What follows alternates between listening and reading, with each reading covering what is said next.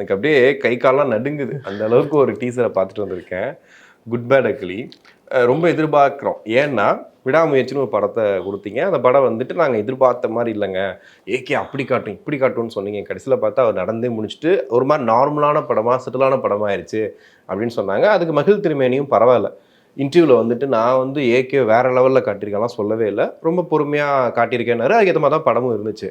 ஆனால் good bad ugly ரொம்ப எதிர்பார்த்தோம். ஏன்னா ஆதிக் ரவிச்சந்திரன் சும்மாவே பயங்கரமாக கிண்டுவார். ஐ மீன் படம்னாவே பயங்கரமாக பண்ணுவார். நான் கூட நீங்கள் வந்துட்டு த்ரிஷா இல்லைனா நயன்தாராலேருந்து வரீங்களோன்னு நினச்சிட்டேன். இல்லை கிண்டுவார். அங்கே இருந்ததில்ல அவர் எல்லாமே கிண்டுவாருன்னு சொல்ல வரேன். ஸோ அப்படி ஒருத்தர் திடீர்னு பார்க்கும்போது அவர் பயங்கர அஜித் ஃபேனுன்னு எல்லாருக்கும் தெரியும்.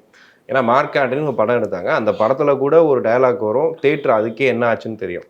அவர் ஒரு படம் கொடுக்க போகிறாருன்னு போது எல்லாருக்கும் பயங்கர எக்ஸ்பெக்டேஷனாக இருந்துச்சு. எனக்கும் அந்த மாதிரி தான் இருந்துச்சு. டீசரை பார்த்தோன்னா எனக்கு என்ன தோணுச்சு அப்படின்னா நிறைய தோணுச்சு. ஓப்பனாக பேசலாம், ஒன்றும் இல்லை.